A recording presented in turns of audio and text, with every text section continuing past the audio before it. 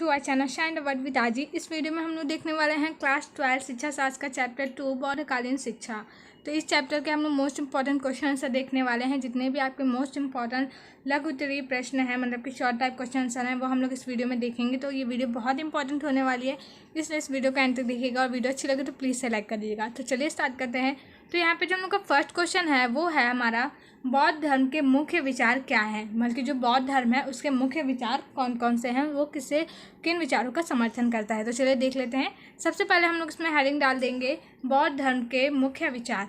तो first point है हमारा, धार्मिक क्रियाओं की अपेक्षा शुद्ध आचरण, शुद्ध विचार, सद्भावना एवं शुद्ध कर्म अधिक महत्वपूर्ण थे।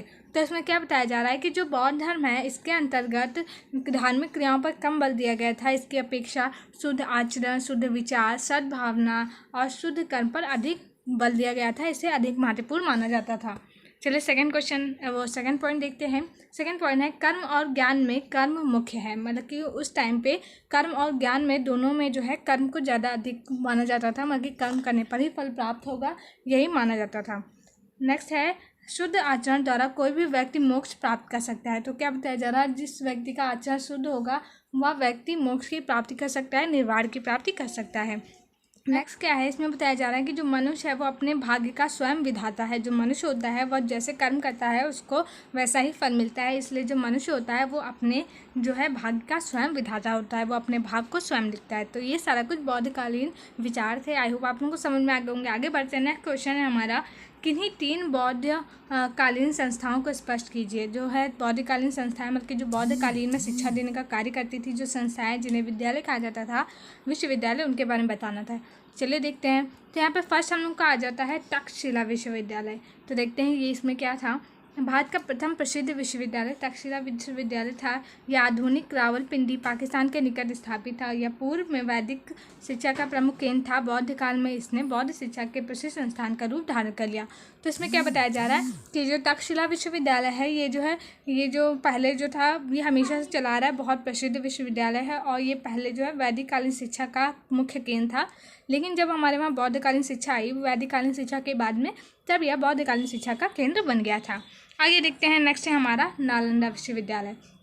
यह प्राचीन विश्वविद्यालय वर्तमान में पटना नगर में स्थित है और गुप्त सम्राटों ने इसे विशेष संरक्षण दिया। तो नालंदा विश्वविद्यालय का क्वेश्चन कभी कभी आपका MCQ में बन जाता है कि नालंदा विश्वविद्यालय कहाँ स्थित है या फिर विक्रमशिला कहाँ स्थित है, ऐसे। तो आपको याद रखना है कि जो नालंदा है ये बिहार में है, बिहार के पटना नगर के निकट स्थित है और ये जो है गुप्त काल में इसे बहुत अधिक जो है संरक्षण दिया गया था, इसकी देखरेख करी गई थी। नेक्स्ट है हमारा विक्रमशिला विश्वविद्यालय। तो विक्रमशिला विश्वविद्यालय क्या है, ये बहुत ही शिक्षा का मतलब कि यह बौद्धकालीन शिक्षा का प्रमुख केंद्र था एवं उत्तरी मगध में गंगा नदी के तट पर स्थित था। इसकी स्थापना बौद्ध काल में हुई थी।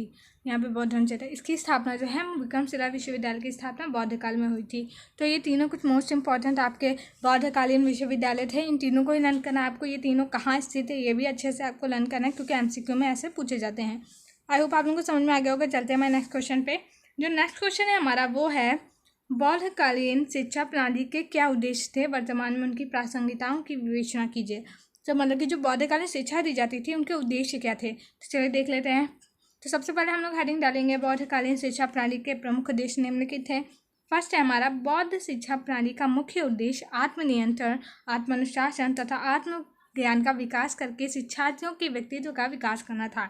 तो क्या बताया जा रहा है, जो बौद्धकालीन शिक्षा प्रणाली थी उसका जो मुख्य मोटिव होता था कि बल्कि विद्यार्थियों को जब वो शिक्षा देते थे तो उन्हें आत्मनियंत्रण करने की, आत्मानुशासन, आत्मज्ञान करने की ऐसी ऐसी शिक्षा देते थे ताकि जो वहाँ पे विद्यार्थी होते थे उनका व्यक्तित्व का अच्छा विकास हो सके।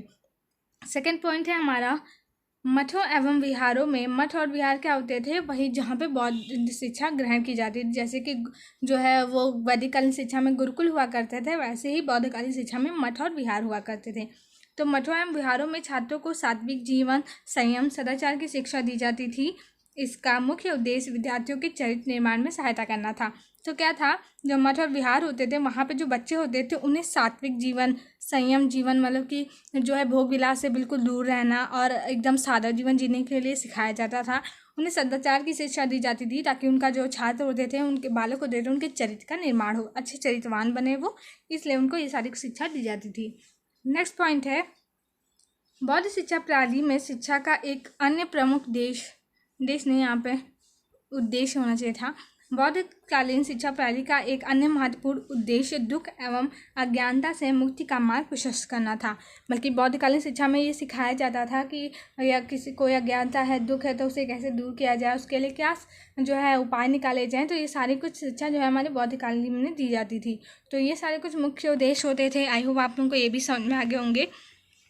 तो ये सभी क्वेश्चन बहुत ही इंपॉर्टेंट थे। अगर जो वीडियो अच्छी लगी हो तो प्लीज़ से लाइक करिए और मेरे चैनल को भी सब्सक्राइब करिएगा। तो मिलते हैं हमारे नेक्स्ट वीडियो में। Thank you.